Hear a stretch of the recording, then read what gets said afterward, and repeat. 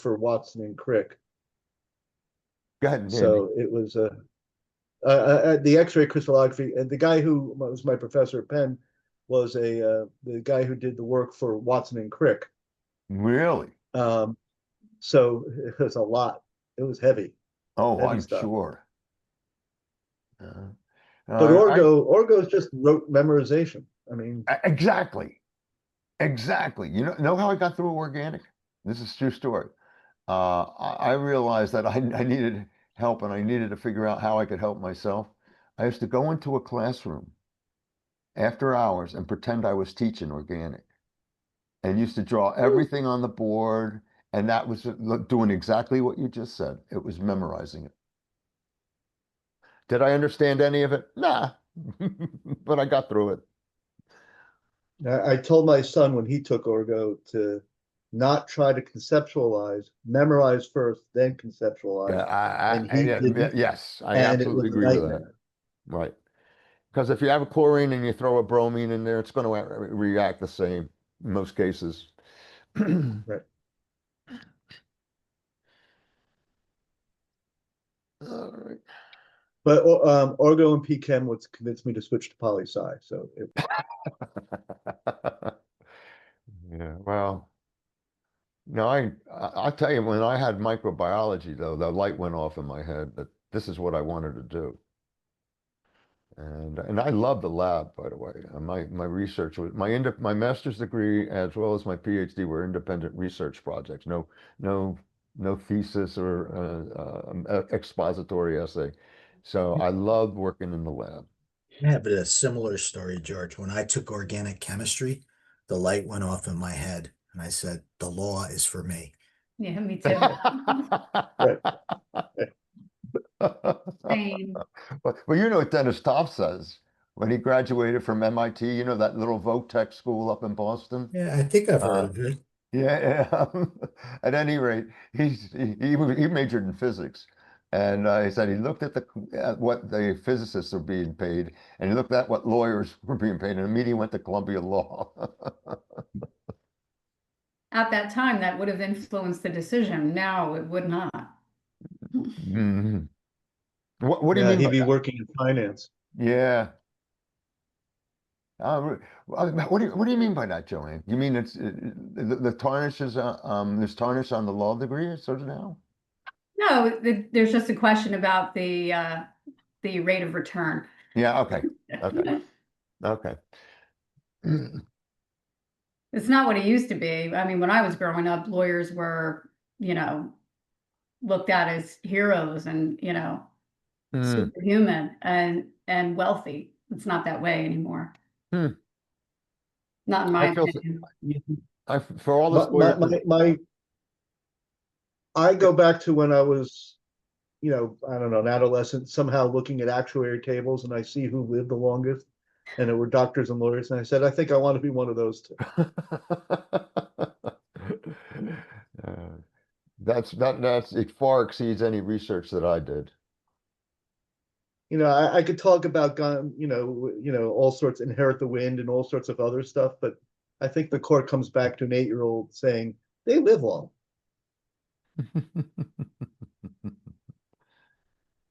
All right. Where's Clark? Clark isn't with us yet. He thinks that we're supposed to be on at 8:00, 8:30, so he'll join us, I'm sure. Particularly because he's a leadoff guy, but we can certainly switch up on that. But from a sequence, this is really where it begins, though.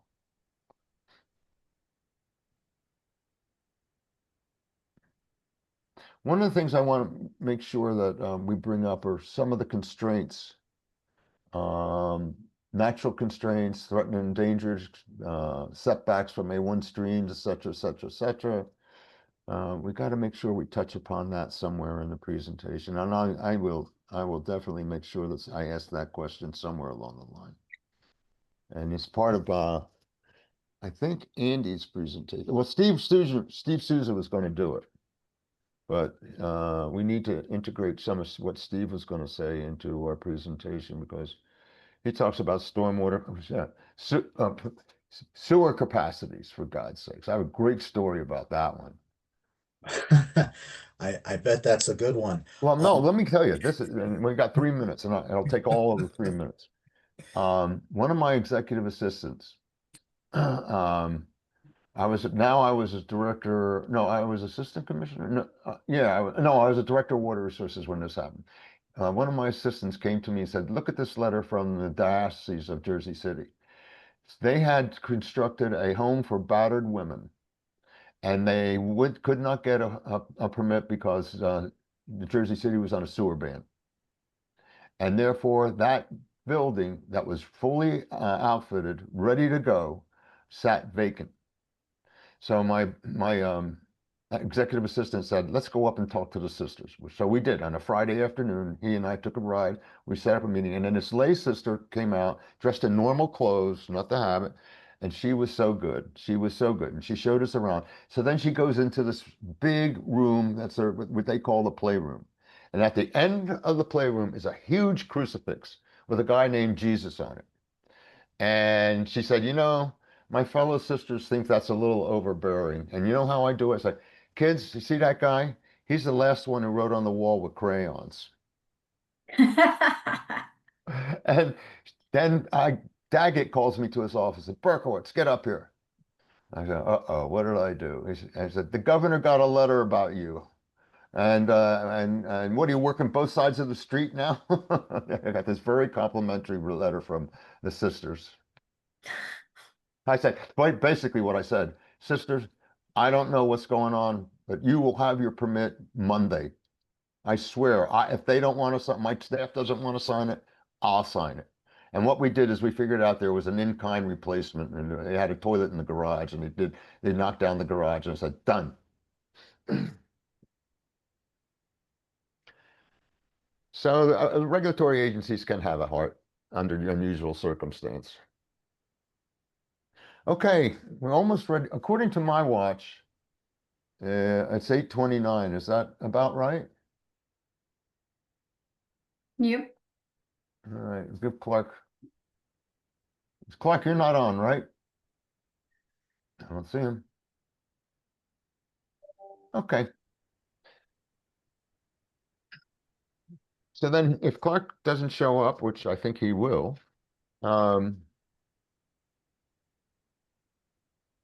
why don't we, Andy, Joanne, can you be next? Sure. You mean first? If Yeah. Clark doesn't show up, can we start with you? Sure. Okay, good. Because a lot of what you have to say is really germane to the developer anyway.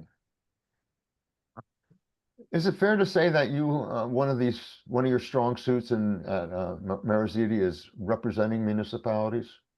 Definitely. It's 85% of what we do. Really? Municipalities are public entities, utility authorities, sewer authorities. Okay. Okay, so you can bring that into the introduction when I go through everybody. I'm not going to go through everybody. I'll do it sequentially. Yeah, I didn't send you my bio, but you know enough about me. All the good stuff. Well, don't talk about that. Yeah, we've known each other. I've known every one of you guys for quite some time. It's been a pleasure, an absolute pleasure. Same. All right, it is 8:30. Clark, if you're on, please let me know. I don't see your name appearing at this point. But at any rate, so good morning, everybody. We're playing a little bit wounded here because Phil Brilliant is not on with us, and Phil has generally taken over all the computer machinations in terms of making this program run. In his stead, we have Brian Babcock, who works for Phil. You have my condolences, by the way, Brian, who's been really extremely helpful. If it weren't for Brian, I'm not so sure we'd be talking to each other. And in the wing, and he's the guy, he's basically the Wizard of Oz, the guy behind the screen. And then Jules Masago, hi Jules, who is our executive director of CEP. She is in charge of organizing us and herding the squirrels and making sure that we do what we need to do. This is just a hot topic. It's not really a webinar. but it's a hot topic. There's no money has exchanged hands. We hold these on a basis of come in, you don't have to pay us anything. We do it because we think it's needed. And we don't want to discourage anybody from coming to these things. These hot topics tend to be hyper-focused on a particular issue or issues. And as such, we think that it's a service that we should be providing to not only the LSRP community, but the lawyers, the environmental attorneys, the people who are developing sites, the people who are running sites, industrial folks, and then members of the general public and municipal people. At any rate, so there's no need to sign in. There's no PowerPoint presentations that you have to look at. We're going to have a discussion. And if you have a question, any question that arises during any of the discussions, put it in the chat. Presumably you're able to navigate to the chat, and we will be monitoring the chat periodically throughout the program. So I'm going to ask each of the presenters before they present to introduce themselves to you rather than have me read the curriculum vitae. And as long as you keep it under 30 minutes, I'll let you extend it to that length of time. But at any rate, so I'm going to start. Clark, I don't see your name up here. Okay, I hope you'll be joining us later. So at any rate, Joanne Vos. Joanne Vos, I will tell you, is with a firm of Marizidi, Falcon, so forth and so on, et cetera, et cetera, et cetera. She's going to introduce herself. I've known Joanne quite a while. I've known Joe Marizidi even longer. And this firm is, in my mind, serves a very important function of giving really quality representation to municipalities, governmental agencies, et cetera, et cetera. Joanne, it's all yours. Thanks, George. I mean, I like to think that's what we do, but yeah, I've been with Marizidi Falcon since 2012, practicing law since 1998. And I've been focusing my practice, for the last 20 years on environmental and redevelopment work. We do mainly represent municipalities, public entities, sewage authorities, utilities authorities, and things of that nature. I've written, negotiated many a redevelopment agreement, so happy to be here. Hey, the great Ray Papperman, we can hear you, just so you know. Ray always tries to take over.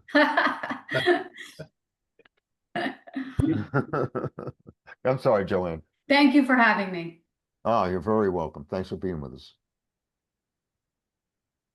So, Joanne, why don't you talk about generically, when a developer approaches a municipality, what are the things that the municipality are concerned about, and how do you deal with them? Okay, so let me talk about it from a local redevelopment and housing law perspective. And assume that a property has been designated already as an area in need of redevelopment or rehabilitation, and that we have a redevelopment plan. Only then, technically, under the law, can a municipality use its powers under local redevelopment and housing law. You have to have your redevelopment plan. Does it always happen that way? No, but it should under the law. And so, assuming that we have a redevelopment plan, when a redeveloper approaches a municipality about a property that's already been designated, I think the first step is the town would do a preliminary vetting process to understand the developer, what they specialize in, what their reputation is.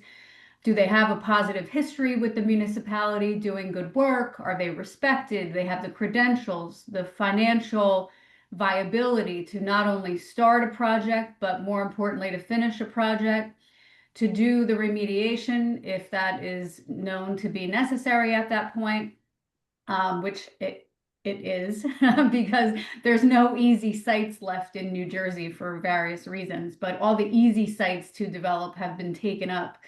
And so redevelopment has really become the mechanism for big development in New Jersey. I think a very large percentage of the development in New Jersey is now being done under redevelopment. And redevelopment really allows a municipality to supersede the zoning. And so the municipality can use it as a shield or a sword. There's a lot of power that goes along with designating a site and designating the permitted uses for a site. And so, yeah, I think the first step in approaching the town is understanding as a developer what you have to give the town and what you can demonstrate are your qualities, essentially. It's kind of like dating, and then if the town likes you and likes your proposal, they want to get into negotiation. Our recommendation to a town would always be, let's get engaged by entering into a conditional designation agreement, which sort of sets out our path for what we're going to do until we get all the way through the execution of the redevelopment and ultimately of the redevelopment agreement and ultimately the implementation of the project. And that conditional designation is a simple agreement that basically says, we, the town, we're not going to talk to any other redeveloper about this site for X amount of days. That's how long you're going to have to sort of pull a good proposal together, and we can start negotiations. And Joanne, let me interrupt. Does the public have any input into the process of selection?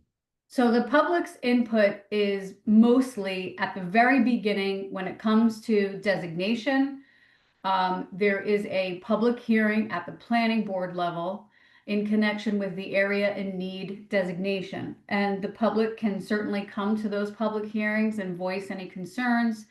And that would that's the most vulnerable stage of a redevelopment designation, that the study and the designation period and when the public hearing at the planning board happens. That's the most vulnerable place for an attack, if you will, in the process. But yes, the public can be heard in that way. Oftentimes, we represent the city of Hoboken, for example. Hoboken has a great public engagement process and history where they will go out to the public. They have meetings in community rooms where they invite the public to come in and speak with the city officials about what they think would go best there. Or maybe the municipality already has a series of ideas for what goes best there, and they have a charrette, and people can come in and basically, vote on what they like the best. And so, yes, there is a process for community engagement at the very beginning and throughout, of course, at public hearings, including the designation and also the adoption of the redevelopment plan, which is done by ordinance and calls for, as a result, a public hearing.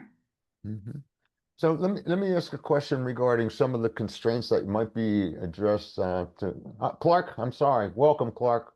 We're going to ask you to introduce yourself when it's your turn, but let me ask Joanne a question. So what are these ancillary concerns that might be associated with developed density, et cetera, such as schools, such as sewer constraints, water supplies, things like that? I mean, how do you handle that in setting of selecting a developer?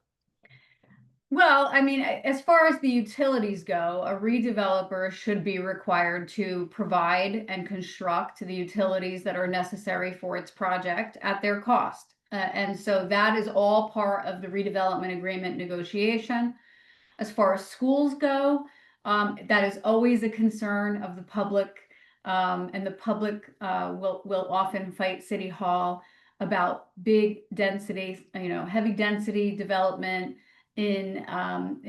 for a residential project, and how it's going to affect the schools. And so there are people out there, I'm sure you all know, that are experts in that field and can predict how many school children will be generated, quote unquote, generated by a project. And if there's an unusually high number, or if there's any number sometimes, it gives us some ground to negotiate a community benefit back to the municipality from the redeveloper, depending on what the town may need. There's also, concerns about fire and the capability to provide adequate safety services.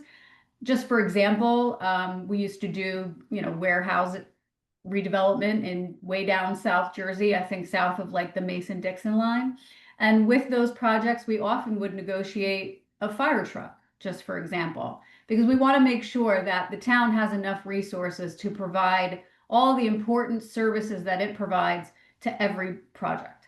So when you start vetting a developer, what role does their past history have, and how do you evaluate that? It actually has a lot of significance in the process, because if it's a redeveloper or a developer that has had a negative history in the town, you can probably bet that the public knows about it and there will be some backlash about that. And so we always vet redevelopers in various ways, reputationally, financially, and with respect to their credentials overall, their experience. And, you know, people who work for municipalities, they know people in many other municipalities. There's a network, obviously, and they talk to each other. So even if you had a great experience in Morristown, just for example, if you had a negative experience in Carney's Point, you know, they might find out. And so, yeah, we represent a lot of neighboring towns as well. And so that is easier, you know, to sort of understand a developer's reputation. So Hey, George, can I ask a question? To get into redevelopment's great, but a lot of municipalities are looking at pilots a lot different than they did a few years ago. Yes. Joanne, what's your thought on pilots? Where do you come out and maybe just let the audience know what's going on? Pilot is payment in lieu of taxes. Go ahead. Yeah. So it's an arrangement between the municipality and the developer, where the developer can understand exactly what its taxes are going to be over a period of time. Under the long-term tax exemption law, you can have an exemption up to 30 years, and you can negotiate sort of an increasing tax payment schedule. And it's not taxes, it's payment in lieu of taxes, of course. But the benefit to the developer is that the taxes are known and solidified for 30 years. You have an agreement. It's not going to go up to a point where you're like, oh my God, what just happened to my taxes? The way that it's happening in many municipalities now to homeowners. And the benefit for the municipality, and there is a benefit for the municipality, except people don't always understand it or appreciate it. They think that it's something different. And I've seen very schooled, education people, you know, people who are very experienced in this area, try to explain to the public about pilots and why they're not so bad. And it often just falls on its head, unfortunately. I think people think developers are getting some deal that regular people are not getting, and they don't like that. They don't like that. The general public, there's a definite backlash against pilots in many of our towns. And the benefit to the municipality, let me get back to that point, is that the money that is collected from the developer as a pilot does not have to be split in the way that it normally is, X%, you know, to the school board, X% to the town, X% to the county. So what people miss, I think, is that the school board is still going to get all the money it's supposed to get because it's budgeted by the town. So the school board is not going to be shorted. The town is going to get the money. The town actually ends up getting more than it would in conventional taxes because it doesn't have to give that money out of this payment to the board. But at the end of the day, the board is going to get what they were promised by the budget. So go ahead. No, you go ahead. I'm not the expert in my firm on pilots, but I know enough to know that a lot of projects have been killed because of pilots and the disdain for them and the lack of understanding about them. It's a tough thing for the public to understand.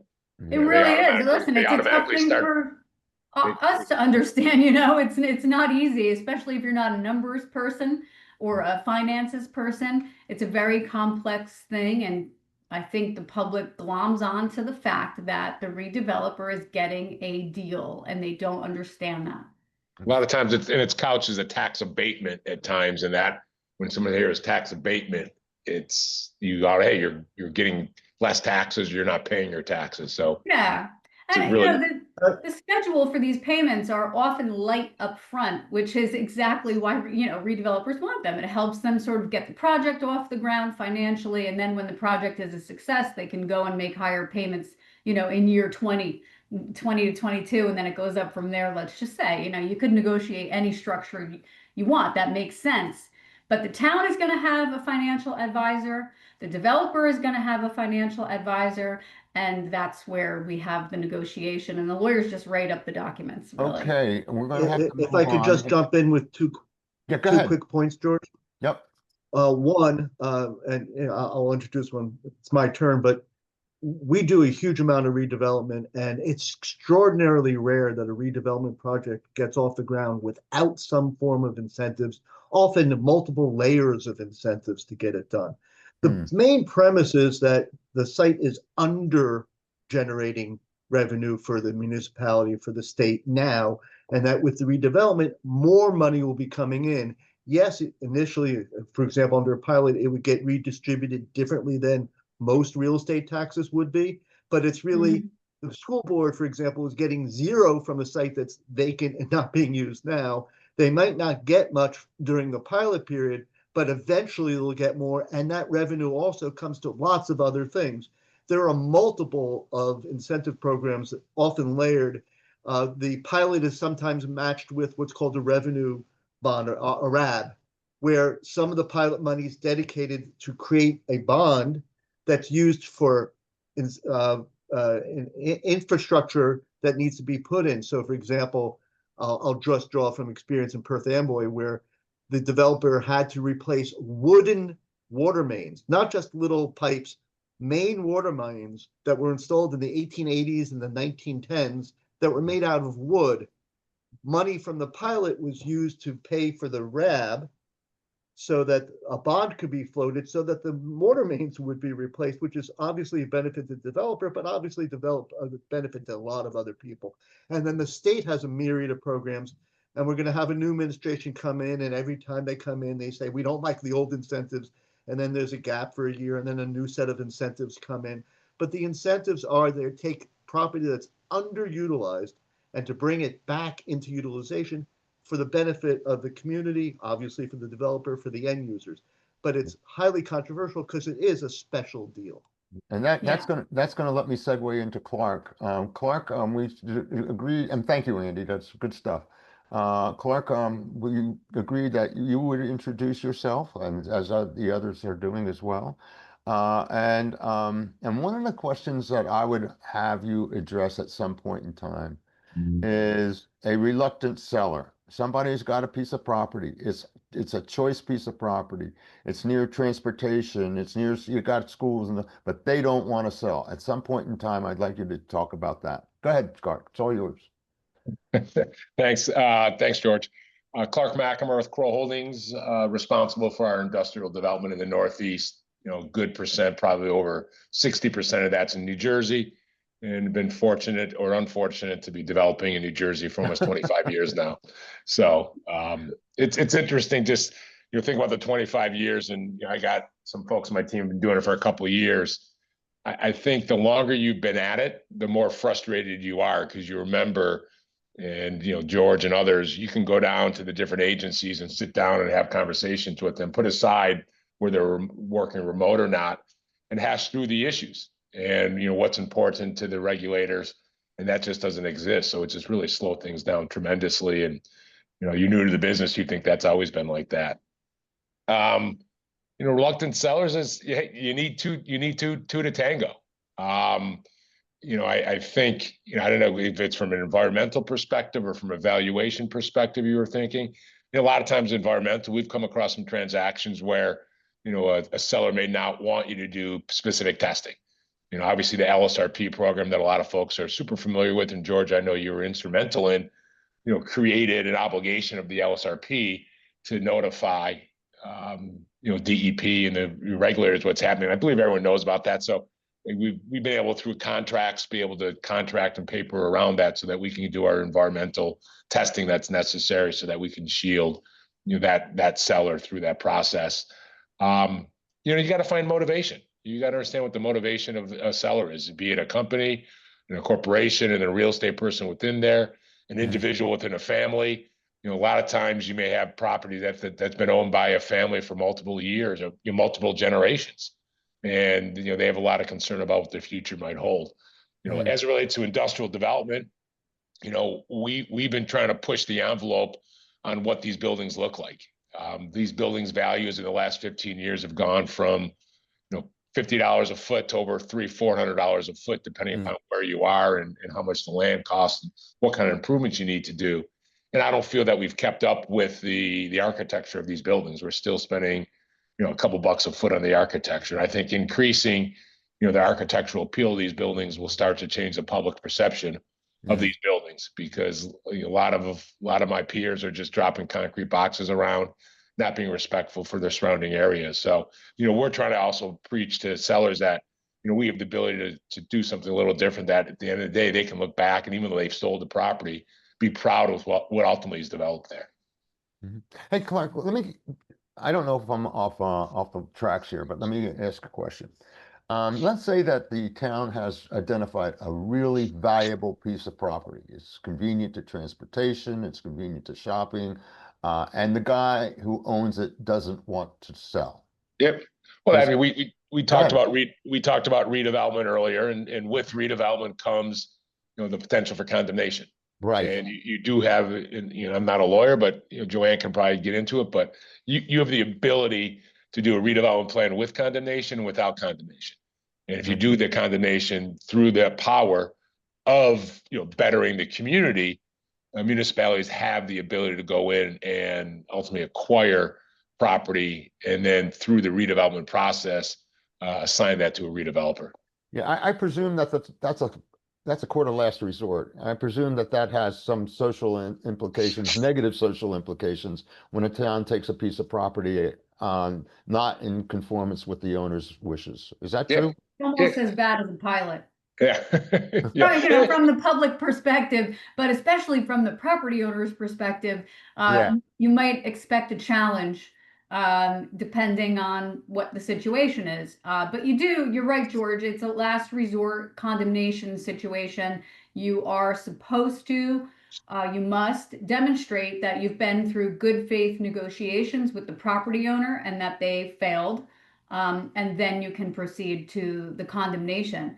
And again, another misconception about condemnation, it's a process, yes, it is, but when the declaration of taking is filed with the court, the municipality immediately owns the property. And the only fight left then is what's the fair market value. And you have a panel of 3 commissioners who will tell you what the fair market value is. And it could be much, much higher than expected. It's not likely to be lower than but if you do redevelopment appropriately, you know, that property value could increase. You know, you may take land that's zoned for a low density use. Yes. You know, through redevelopment, allow it to be rezoned to something higher. The property owner then is, you know, they're making more than they might have thought of. And that's another form of encouragement as you work through that overall process. So redevelopment has a lot of ties to it. And if used appropriately, can be a really strong benefit to not only the municipality, but the public. Right. Definitely. Clark, we have to keep. I'm sorry, Joanne, I want to ask Clark a question. Clark, help us with where this whole process starts. How do you find a target site? How do you evaluate it? And what does AAI include beyond environmental issues? Yeah, I mean, I think it's, you know, anytime you go through a development process, the first thing you're doing is meeting with the local municipality and you're following their lead. You know, they recognize the strength of redevelopment, and if they see it's a benefit to the overall project, they're going to move forward with that. As we talked about earlier, some municipalities do not want to go down a redevelopment path because of the perception of a pilot, and then the negative connotations that may bring and how that reflects on the elected officials. We've gone to municipalities where they say right away, we want redevelopment, because they understand that it's going to jumpstart a project, has economic benefits to the municipality. Other towns will say right off the bat, we are not doing redevelopment. And then you got to rely on the underlying zoning. And, you know, we think it's a loss to the municipalities at the end of the day. But, you know, we'll go forward under that premise. And that is moving really just a site plan. And, you know, if you need to request variances from the existing zoning, you'll do that. But, you know, up front, you're trying to have the dialogue with the municipality to understand what's acceptable to them so you can move forward. So if the town has a planner And is it their obligation to demonstrate to you that the site that you're interested in is relatively unencumbered by various environmental, historical constraints? Who does that? Do you do that, or does the town do that? Oh, it's all on us. And further, I wouldn't rely. I can't look at my investments and say, well, the town planner said this and move forward. We got to go through all that and take all the necessary due diligence steps to make sure the site is viable from all perspectives. So what's a poison pill look like when you go through that process? I mean, I assume there's many poison pills. Yeah, I think right now subsurface conditions is a big one. As we talked about earlier, we aren't developing. Most of New Jersey's being redeveloped. So what are the issues that are there? I mean, to be quite honest, I was just talking to someone the other day. Environmental is not too big of a concern because of the professionals we have in the state, how their experience, and then the ability to work through the LSRP program, the capping of sites, declaring land as historic fill. It's environmental has moved down the list of top priorities going back 15 years. That was at the top of the list. Today you've moved down that list. Yeah, that's a really good point. And in fact, I can remember when you and I worked together, we had a solution putting dirty on clean, and DEP said, no, you can't. And we had to tell them, they had to read their own regulations and say, yeah, we can, and under certain circumstances. That's really an important point. So at any rate, so if environmental is not a poison pill, what are some of the other poison pills? I mean, schools, et cetera, et cetera, et cetera. I think there's a lot of tough entitlement fights out there, and I think most of our local developers understand where you'll be accepted and where you're not. So I think that covers probably 75% of the projects where you do see fights. Then unfortunately, you never know what a neighbor may bring. There's a lot of my peers that have been in long, lengthy battles over projects that are zoned appropriately, and I think there's almost too much standing that's sometimes provided to the objectors, and furthermore, it's not a level playing field. You come in with land that's zoned, you should be able to get in and out of a planning board relatively quickly. And in some towns, if they want to fight, it's when I said not a level playing field, to get through a process today, to get to the point where you're submitting site plans and moving forward, you're well into the 7 figures. And then for municipality, it's not there, and they're just trying to outweigh you. And I believe if land is zoned appropriately, you should be able to go forward. And I think it's incumbent on the municipality to look at their planning and zoning. There's some municipalities that haven't done that in 20 years, and then a use that comes in that's per the zoning, they're shocked because they forgot that they've zoned that 20 years ago to whatever use, be it residential, be it commercial. It may be a farm today, but the underlying zoning is not that. And then shame on the municipality for sitting back and thinking that it's going to remain a farm forever. They may have zoned it commercial so you don't get residential, or vice versa. They might have zoned something residential to avoid commercial. And when someone comes in to do residential, they're all up in arms. But you're like, well, that's what you zoned it for. So I think you talked about planners. Planners need to be really working proactively with municipalities and all the time saying, is our land zoned for the uses that we want? Okay, we're going to stop there and we're going to go to Andy. And by the way, thank you very much, Clark. And I think that a lot of questions that I might ask are going to come up in some of Andy's discussion, but that's all right. Andy's going to represent, well, I'll tell you, let Andy introduce himself, but he is going to be the developer's attorney. Go ahead, Andy. Hi, Andy Robbins, Sills, Cummins and Gross. I chair the environmental practice group, but in the context of this presentation, my role as a team leader as part of Sills' redevelopment team and practice is probably most relevant. We do a huge number of redevelopment projects in the metropolitan area, including a couple that have been mentioned. One, we work with George on what's going to be the 1888 studios in Bayonne, George initially, on the remediation of the former Texaco Chevron site. It's going to be the largest film studio space on the East Coast. It's a massive project. Just going back briefly to the question you asked Clark about poison pills, I think some of the hot button issues, besides the incentives that we discussed earlier, include flood hazard area, the new rules and the changes in those. It's a big issue. Mount Laurel and affordable housing, huge issue, and contributions, whether it's a commercial project or industrial project or a residential project, are large issues.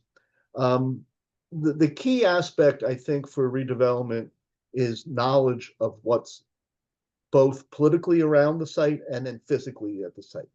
And getting that knowledge together is a big lift for a redeveloper. And it takes a large team approach to be able to do so well. It helps a lot when the municipality or whoever, the government entity involved, has done a little bit of legwork. Not common, but when they've positioned it, the amount of work that has to be done in a study to show that there's a need for redevelopment can be more detailed or less detailed. And some of the more detailed ones go into great depth as to what's available from an infrastructure perspective. I tend to agree with Clark. We've been able to manage through most of the remediation side of environmental issues, but the land use aspects, whether it's waterfront development, CAFRA, Highlands. Highlands is a huge obstacle to redevelopment in that section of the state. Pinelands, similarly. There are a lot of aspects there, but there's so many different facets that come together, and working as a team and keeping focus on those things, where the developer's first interest is economics, and have to be, because if it doesn't work economically, you're not going to have the investment to do the work. But there's so many other pieces that have to come together at the same time. Getting that knowledge base and getting that information developed becomes critical. While we were earlier this morning doing some of our pre-game discussions, Steve Sr. Raised the point that it's incredibly helpful when the other people who are involved are knowledgeable. So I know if Joanne's involved in the site, for example, or Steve's involved in the site, or Clark or other developers who've had experience in redevelopment, it's a huge difference in the ability to be able to predict the success of a project. The knowledge base and the understanding and the reality of how people perceive their roles and how they contribute to that knowledge base is incredibly important. I agree completely, totally. I can't tell you how many times I'm working with somebody on the other side who doesn't know how to do track changes, and right away I'm just like, oh my God, help me.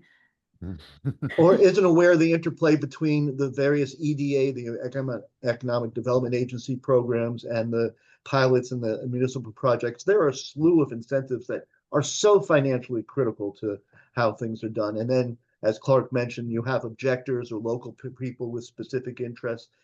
There is no cookie cutter approach to the process. It really is an evolved process as you go into it.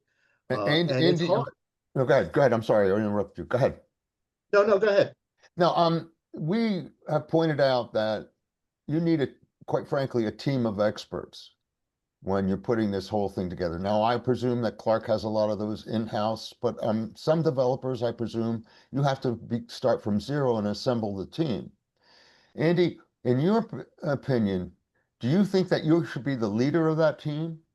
And I think, quite frankly, based on your experience and based on Steve's experience and Joanne's experience, I would feel comfortable with that. However, I've also run into attorneys who are absolutely horrible to work with. But go ahead, Andy. Yeah, I mean, there is, as I said, there's no cookie cutter approach. I think we tend to try to take a very proactive role. It really depends on the redeveloper too. Clark, very experienced redeveloper. Yep. He's going to know how to marshal things. We're working on a project, the former Hoffman LaRoche project, the On3 project in Clifton and Nutley. Our client there is extraordinarily experienced and has an understanding as to how the team comes together. But for different facets at different times, different people are going to take leads.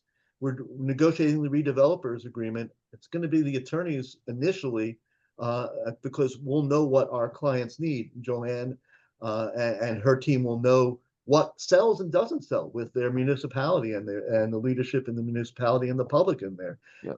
So there will be big aspects of it, but the deciders at the end of the day are going to be the client and the municipality, and then the various agencies involved. So let So, me make this more complex. So how does the role of resiliency play in site development? And then how does the role of environmental justice play? both critical factors depending on what's being done. EJ, both in the formal sense of projects that fall within New Jersey environmental justice role. So if we're doing a project that is a new transfer station, a new energy facility in an area that's a community that's identified as a within the EJ program, they're very specific things, and there's a whole aspect of how do you develop the compliance with it, because a lot of the EJ rules are touchy and feely. The state doesn't have to set like, this is what we want as a report. It has to be done in a nuanced way to go through that. But there's also the EJ in the political social sense, where people feel like they don't have a say in how their community is being implemented. And it really depends on the leadership within the municipality to some degree. And then you have objectors who have their own incentives going on at the same time. So it has to be a facile approach to be able to react and understand what's going on, which brings me back to the knowledge base. Understanding what's going on is incredibly critical. But you asked about hardening sites for impacts from climate change. The project I referenced, the 1888 studio in Bayonne, the client had to elevate that site 13 to 18 feet. And due to the great job that George had done early on in the remediation, it wasn't as dirty as we had thought it was. So a lot of it had to be brought in as clean fill.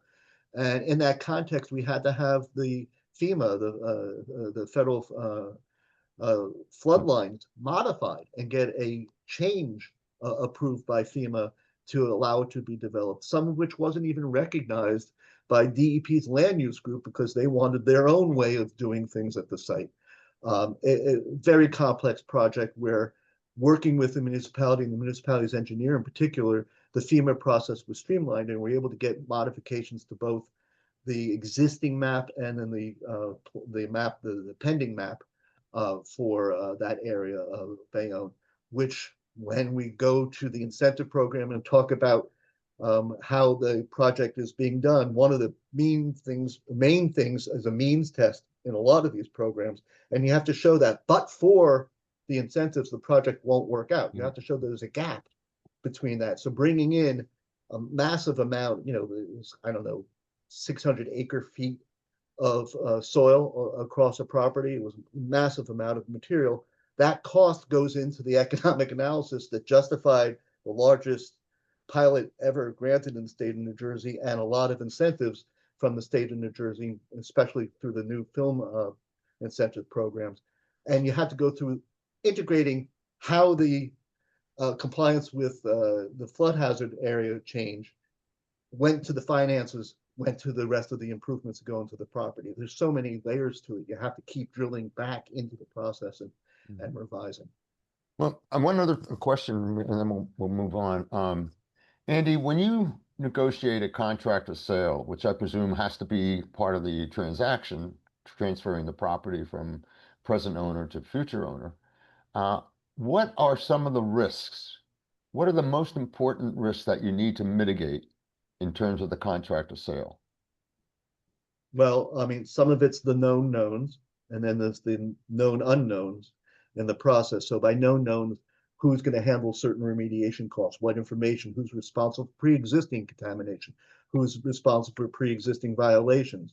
That is a big piece of it. Dealing with the known unknown risks. So, is there going to be a potential by something else to happen, like a utility that needs to be put through that's going to supersede the town's plans because someone decided that that's where the main gas pipe that goes through to feed New York City goes through, the natural gas pipe. There's so many aspects to that. Clarifying roles and communication is also important. How engaged the seller is in the process. Sometimes sellers want to maintain a level of control in the process, which really is difficult for a redeveloper. I'm sure, Stephen Clark and Joanne will attest to that it's better for the redeveloper to be in charge of that level of communication. That's a big factor. And then the disclosures and the responsibilities if the disclosures turn out to be inaccurate. Huge Uh, issues. And then from the seller's perspective, mm, they're taking on risk. They're having someone else take over the property. And what if Well, that redeveloper disappears? It's a perfect segue to Steve, but hang on, Steve. Andy, relative to available funds, such as various programs at the state level, are they more important or less important in these transactions? Critically important. There are instances where, especially in a smaller project, the redevelopment can go through without incentives. It's rare. It's rare. The bigger the project, the more the need for incentives to be able to do stuff. Like you have, 150-year-old infrastructure present at the property that's not going to get there. There's so many aspects to it, and then start getting into aspects where is it going to be union or non-union? That a lot of municipalities find that to be a critical aspect of it. So, are you going to commit to using only union labor when a lot of the incentive programs mandate that you pay prevailing wage? That's going to create a gap in the financing. So there's so many aspects to it because there are reasons why these projects haven't been developed before. As Joanne mentioned when we started off, the low-hanging fruit's gone. It's the harder sites, the sites where you have to assemble, the sites where you have all sorts of different aspects that need to come together. That's where the incentive programs come in. Yeah, I absolutely agree with that. But one other just an anecdote. Clark mentioned previously that we had the Pinelands and the Highlands. I think, and correct me if I'm wrong, New Jersey is comprised of 5 million acres. 2 million acres in the Highlands, 2 million acres in the Pinelands. So all of those, you're going to have to expect that it's not necessarily going to be as easy as you would like from the developer's perspective. So that leaves about 1 million acres that are potentially unencumbered, and most of those 1 million acres are already in use. So at any rate, I think Clark pointed out a good issue, and that is it's not necessarily the easiest thing to take a project from that's in the Highlands and get it going as quickly as you like. Andy, anything else you want to say to us? I'm sure we'll come back. Okay, yes, thank you. Okay, our cleanup hitter, Steve Sr. And by the way, I want to point one thing out. Andy, Steve, and I were always on the original committee, stakeholder group that put together the LSRP program. So if you don't like it, blame them, blame Steve first, blame Andy second, and I'll be a cleanup. Okay, Steve, it's all yours, buddy. Well, thanks for that, George. That I guess that was an introduction. Blame Steve. No, I asked you to do blame your George. own introduction. All right, fair enough. If you read the fine print. I did. So my name is Steve Sr. I chair the environmental law practice at Riker Danzig. Been, working on the kinds of projects that we're discussing today for many, many years. My firm is involved and myself involved in many projects like this right now. For example, we're involved in the Fort Monmouth redevelopment and Netflix's work there, other projects and brownfields and greenfields, Florham Park, greener fields. New Jersey is an interesting place to develop. It's also really an interesting place to practice environmental law, and I think to be an environmental professional in general, because we have so many different environments, as I like to tell people who are interested in this area. I frankly, I don't feel lucky following this panel. Joanne, Andy, Clark, George, these are folks who I know and love to work with, and they've done a great job of introducing all the issues or many of the issues that are of interest in these projects. I'm going to focus maybe a little bit on due diligence, but I want to pull out some of the themes and approvals. I want to pull out some of the themes that have already been addressed.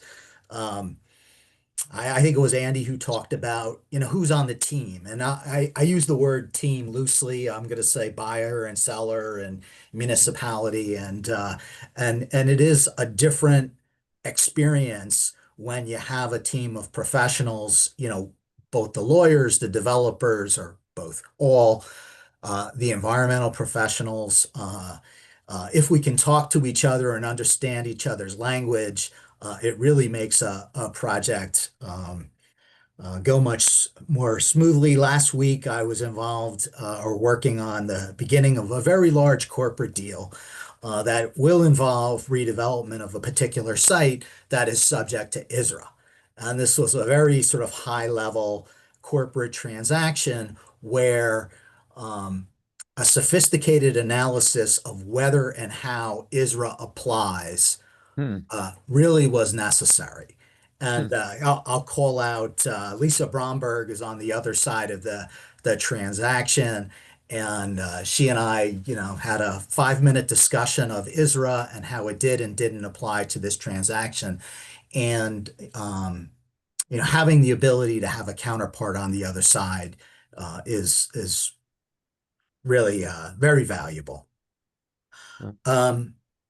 Another theme that I just like to build on a little bit is something that Clark mentioned, the idea that environmental, and I'll say sort of classic environmental, maybe contaminated sites in New Jersey, maybe that has moved down the scale a little bit of worries of the developer. And I've seen that in my own practice. I mean, it's not that there are not issues there are many issues, but issues of land use, especially sort of DEP land use type approvals in a new world where, we're at least looking at what the real rule might provide, what current rules provide in terms of flood hazard, wetlands, etc.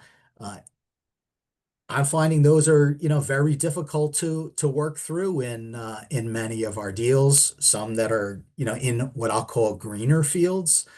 I have a project right now where one of the most significant issues is a guidance document called Change, Connecting Habitats Across New Jersey. Hmm. A program intended to think about how wildlife are moving through wildlife migration corridors in western parts of New Jersey. And it's not only is it a substantive issue, an administrative issue in terms of what's the status of this program, but it also gives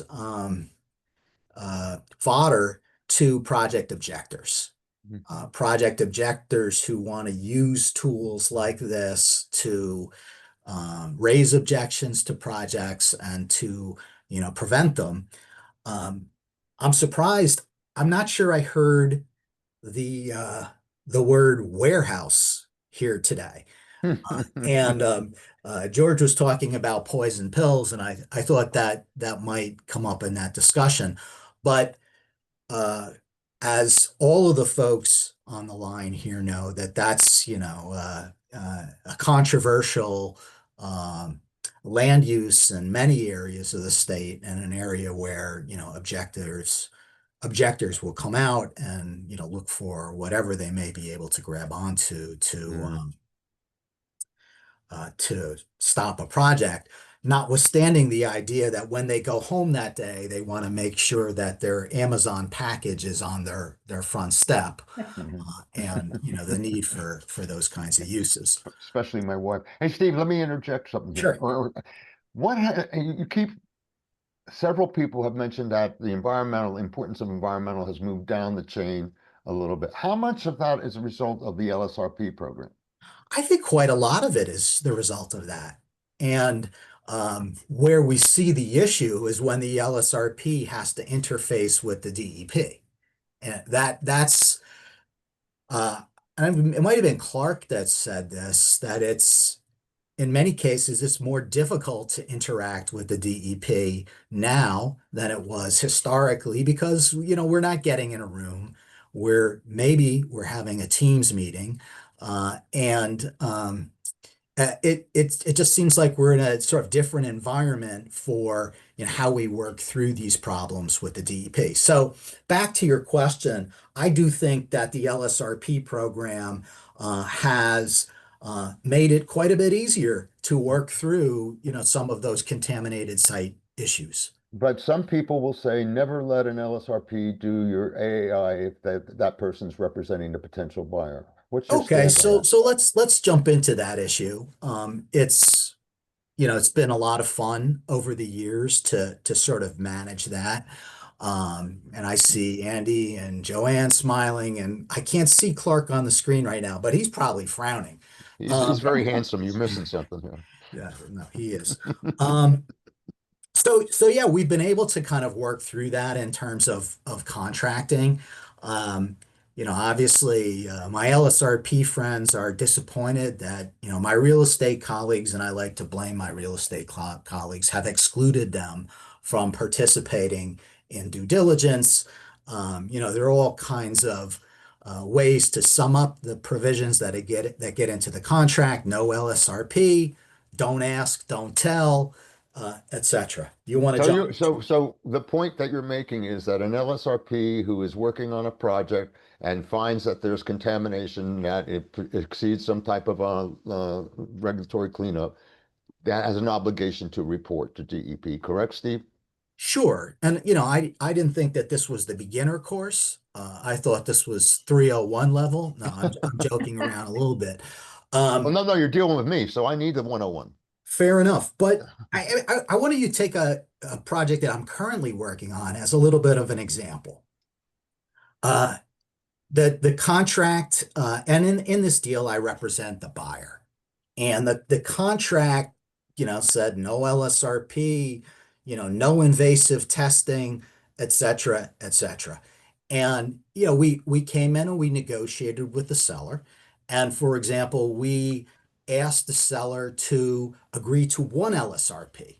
The LSRP who had already been on the site once had done a phase one, and the seller sort of found that idea acceptable. So in our contract, there is one LSRP who is approved to be part of the due diligence team.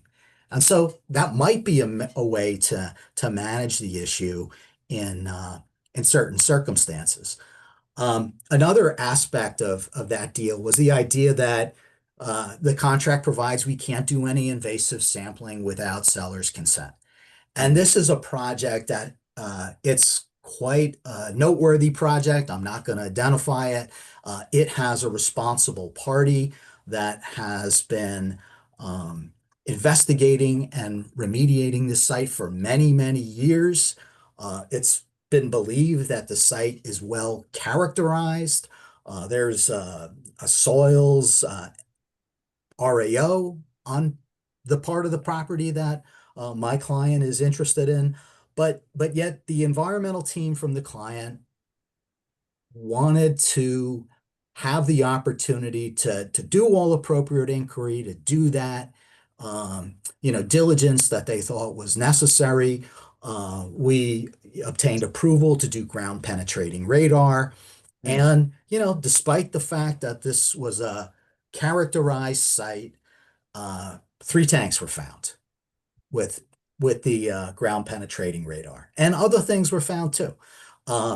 And so that sort of set off a number of things in motion in terms of this deal, how we're going to deal with due diligence, approvals, responsibility for these issues.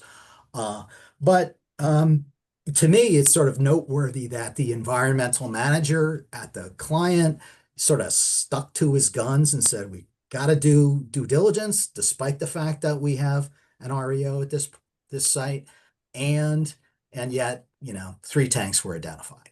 Mhm. So I sort of went back to him and I said, good job for sticking to your guns on what you needed here in due diligence, in spite of the pressure to sort of back off and do less. Wow. No LSRP, no invasive Well, sampling, characterized site. yeah. I've encountered when there's an attorney, not necessarily you all, never you all, involved, who is not necessarily well versed in the regulations and the requirements for site remediation. And when we're doing due diligence, the attorney becomes a very strong advocate, like he or she should be, for the client, and in many cases goes over the line of being what's appropriate and what's not appropriate. And that may be a case for resigning from the site, quite frankly. And I've done that, by the way. So anyway, Steve, I'm interrupting you. Go ahead. Well, no, I mean, I'm maybe wrapping up that part. I was chuckling a little bit when Andy was talking about known knowns and known unknowns, and maybe there's unknown unknowns. I don't know. You know, when we start to talk of things about that, I just sort of proves out the case for the need for due diligence. So. I got a diagram in case of Andy's speech. I'll give it to you later. Yeah, fair enough. You know, a little bit of inside baseball, right? There's a lot of, contract negotiation and due diligence to think about, when you're in one of these deals. And I've already mentioned some of those things about like, all right, let's find a way to get our LSRP approved, or, let's find a way to make sure we can do the due diligence that we need to do, even if the seller doesn't want us to do invasive sampling. Maybe the seller would agree that we should be allowed to do all appropriate inquiry. Shouldn't every developer have the opportunity to establish an innocent purchaser defense or other types of defenses under federal law? It's a way to kind of ease into the issue. Have a seller agree that you should be able to do all appropriate inquiry. And then if there's a need for invasive testing later, there's some justification for it. It's not just, I'm going to grid sample this site because I'm completely risk averse, but there's a reasoned basis for the environmental due diligence that you want to do. I'm sorry, Andy. I'm sorry, Steve. I stepped at you. Go ahead. I was just going to go in a slightly different direction. Knowing again that this is the 301 level class, your audience members, they're aware of the pending rule proposal, right? We're all waiting. We may find out on Monday what the DEP will put into its adopted rule and what they won't, frankly. And where that takes us on this issue, because, to put a finer point on it, right, the rule proposal from the agency included a requirement that, quote unquote, any person who became aware of a discharge, during due diligence or otherwise, has an obligation to report to DEP as set forth in the rule proposal. And this obviously created a big firestorm among many quarters, the usual folks that you would expect, but for folks like some of us who sat in the room negotiating the Site Remediation Reform Act and the Site Remediation Reform Act amendments, we know that this issue was hotly debated and resolved, and that the rule proposal was at odds with the discussions of the ISRA 2.0 amendments. And so there was a lot of pressure brought on the department. And, what many of us have heard is that part of the rule is not going to be adopted on Monday. And I think we'll see what does come forth, whether it's, this is, and I think Andy mentioned this is a substantial change to the rule that requires proposal of parts of it, whether parts of it are adopted. I think DEP has been fairly sort of tight-lipped on what exactly is going to be in this rule that we should see in the state register on Monday. So I'm really looking forward to that, and digging into those things and seeing how it may affect or may change what we've been doing in due diligence and contracting, on these types of redevelopment projects going forward. One of the reasons that Steve's looking forward to it, it means more billable hours. Congratulations, Steve. Digesting those rules is rarely billable, and Andy and So Joe that's your and I problem. do it all the time. It's how you stay abreast of what's going on. Absolutely. Before we open it up to any questions from the audience, and by the way, I don't see any real questions in the chat. Am I missing something here? But at any rate, I want to mention two things. The first is the fees that LSRPs have to pay. The board did a calculation that our $900 fee, or whatever it is these days, was inappropriate. It's not enough because this is supposed to be a self-sustaining program. If you were to calculate the money that this program saves the government, it would be incredible. That so much of the work that's being done in the private sector by LSRPs means that DEP doesn't have to do it. And and the calculation for next year was determined that it might be $1,400 per LSRP. I'll tell you right now, I'd have to think twice, quite frankly, if I really needed my license doing my particular job. There are people out there who probably will just have to fold like a piece of cardboard and say, I'm going to accept it. Okay. So at any rate, that's one issue. The other issue I want you to be very concerned about is the use of AI, not AAI, AI, artificial intelligence, in developing your reports. Last week, the Times had 2 articles on the front page relative to AI and how it's being used. And they have decided that there are several platforms, if you will, that have bias built in to their responses. And then more importantly, all you LSRPs, when you sign your certification, which I did yesterday on a project, it says that when I've relied upon opinions of others, I've evaluated their training, education, and experience. How do you do that with AI? If you asked AI, I have groundwater up here and the parts per billion of 11 DCE is X, and the parts per trillion, parts per billion in PCE, and the down gradient well is Y, please interpret it for me. Okay, fine. And it comes out. And how do you know who generated that response? And how have you vetted it? And I think that's a potential minefield. At some point, that's going to be litigated, I guarantee you. But at any rate, are there any comments from any of the members of the panel right now? I mean, by the way, first of all, thank you so much. Andy, anything to say? Yeah, so I was going to add, in the context of some of the stuff that's just been raised, including what Steve was talking about, it's important, especially on the redeveloper side, on the buy side, to really understand risk profile and reasonable scenarios. I just had a transaction we were involved where, the question of emergent compounds and testing for emergent compounds, which is a new issue, obviously, for remediation aspects. A knee-jerk reaction could be, we always have to test for it all the time.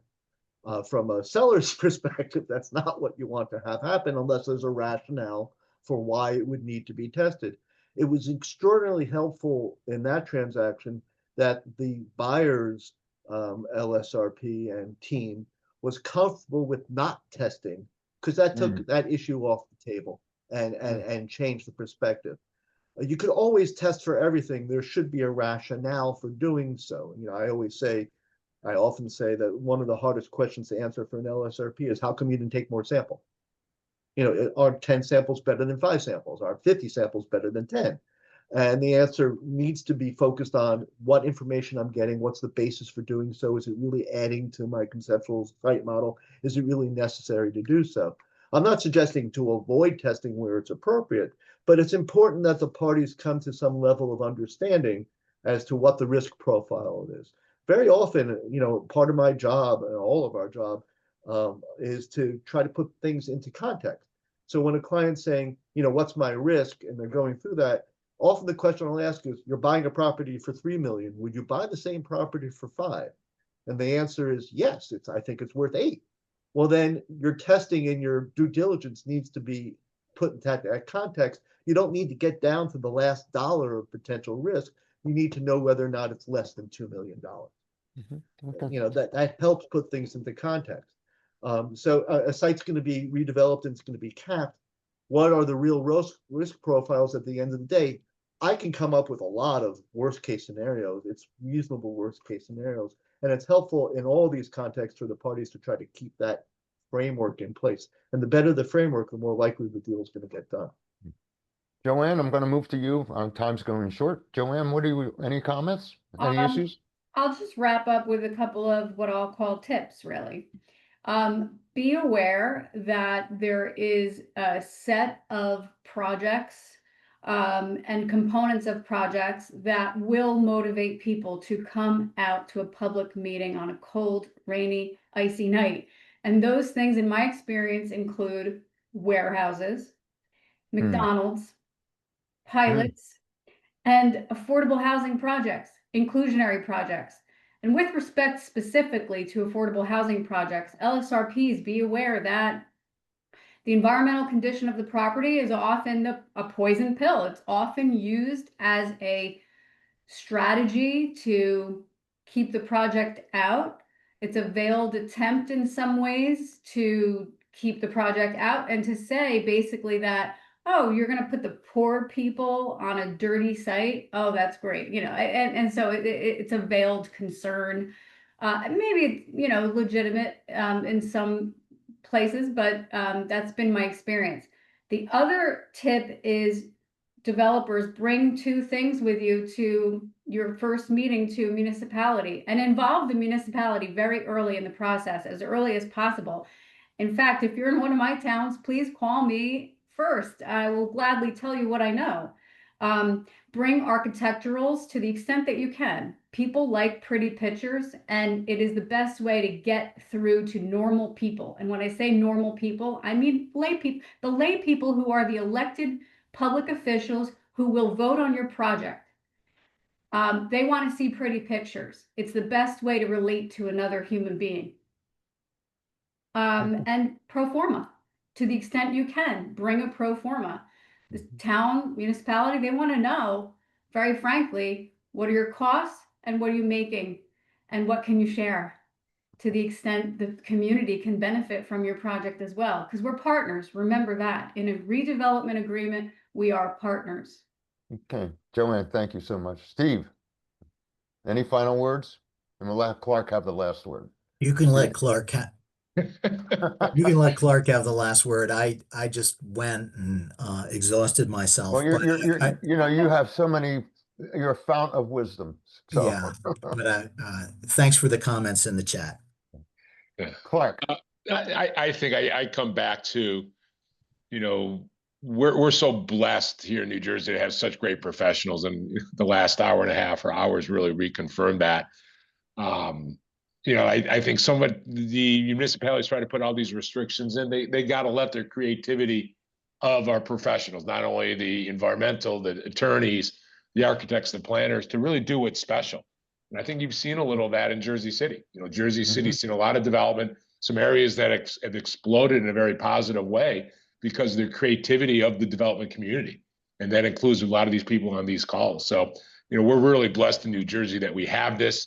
It's making sure that municipalities are aware that we come in with great professionals and great ideas. And I'm a believer in the private enterprise and entrepreneurship over governance. And I think, we have some really great teams, and the last hour has just reconfirmed that for me.